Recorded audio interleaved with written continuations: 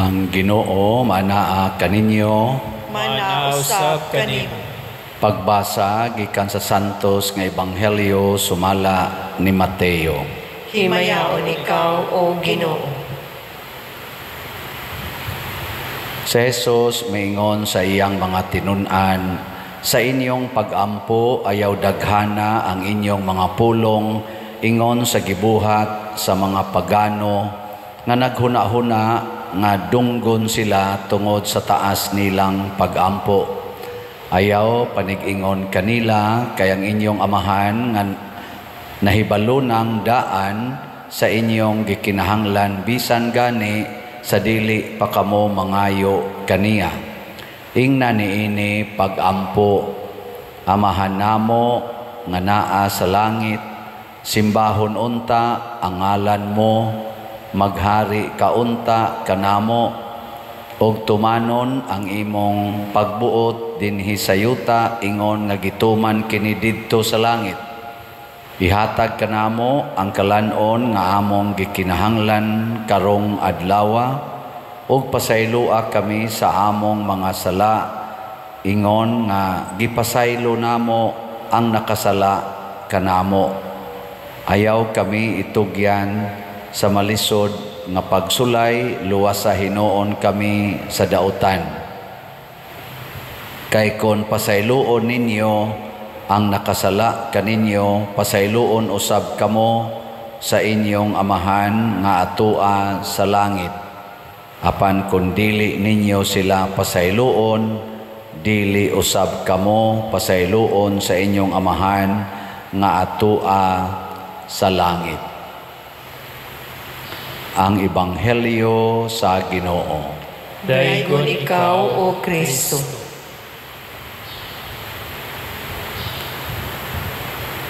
Matud pa sa atong salmo, ang Ginoo mahinumdom sa iyang kasabutan hangtod sa kahangturan.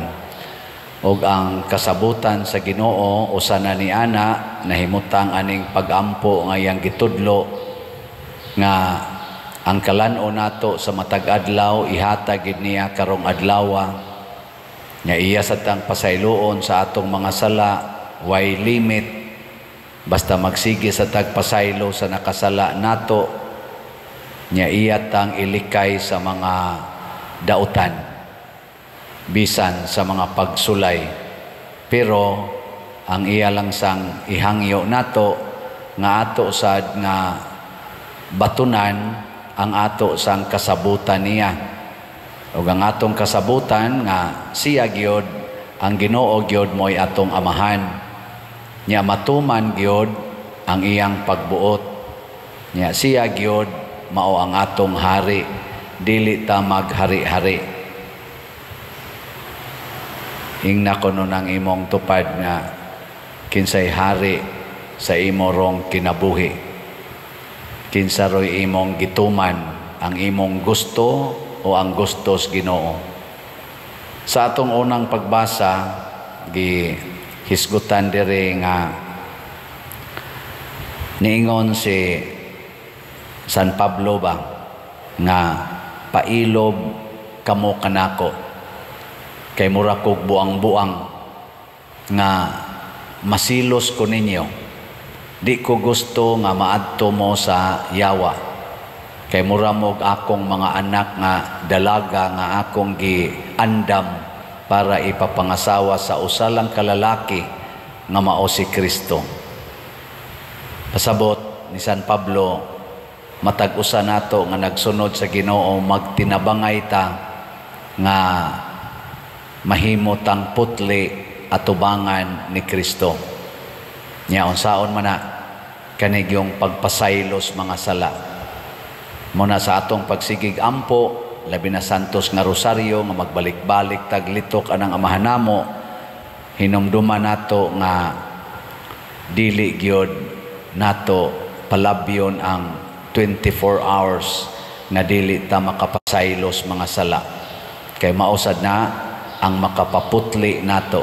Kay saad manas Ginoo, iya maginang tumanon nga kun atong pasayloon ang nakasa nato, matud pa niya diri sa Ebanghelyo, kung pasayloon ninyo ang nakasala ninyo, kamo sad pasayloon. Nya kung di sad ninyo sila pasayloon, dili sad mo mapasaylo. Kanindot unta no ang atong mga leaders, labi nang naa sa atong gobyerno, magpasaylo ay kining mga team Marcos, team Duterte, team oposisyon ba na sila, ilang lini, magpasaylo ay dili magpadayon og away ang mga nangapil midterm elections ug ang midaog magpasaylo ay kadtong inyong gihatagan nya wa mo butar ninyo la pasaylo alang sad kamo sang kasigig butar nya gisaarang hatagan nya wa ra bagyod idayog hatag pasayloon lang sad nana kay total inig ka human na gyud sa tanan ang moatubang nato dili man kining atong mga kauban dinhis kalibutan kundili ang Ginoo mismo ug siya mo'y mutan-aw muusisa nato kung angayan bata didto sa gingharian sa langit o dili ba muna dili concern nato ang kalibutan ang atong concern mao gyud ang langit kay tuwa didto ang tinuod nga gingharian tuwa didto ang tinuod nga kalipay nga way katapusan. Muna dinis ato sa kalibutan, ampo kita nga dili ta ibutang sa lisod nga pagsulay, dili itugot sa Ginoo nga mahulog unta ta niining mga pagsulay nga dautan. Pagampo sa katawhan.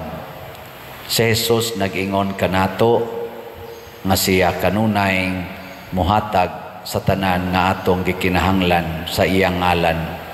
Busa malaumon kitang moingon, Amahan, dungga ang among pagampo. Amahan, dungga ang among pagampo.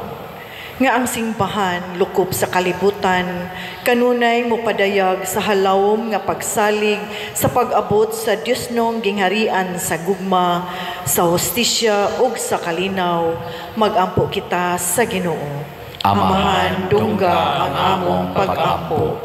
Nga taliwala sa mga kalisdanan sa kinabuhi, dili unta kita mohunong sa pagampo ni magpadala sa mga pagtintal, magampo kita sa Ginoo.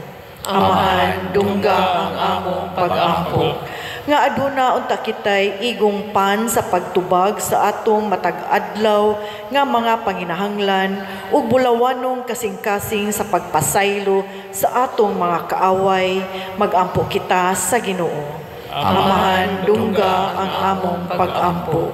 Nga ang mga masakiton ug sila nga nagatiman kanila makahimamat sa Dios diya sa ilang matag-adlaw nga mga pagsakripisyo, magampo kita sa Ginoo. Amahan, dungga ang among pagampo. Nga si Halangdong Teofilo kamumot, isipon unta sa Ginoo nga takos nga mabayaw ngadto sa altar sa mga santos, magampo kita sa Ginoo. Amahan, dungga ang among pagampo. Nga ang mga proyekto dinhi sa atong simbahan pinaagi sa pangama ug paggiya ni San Vicente Ferrer, magmalampuson ug mahuman unta sumala sa atong mga giplano ug gipangandoy, magampo kita sa Ginoo.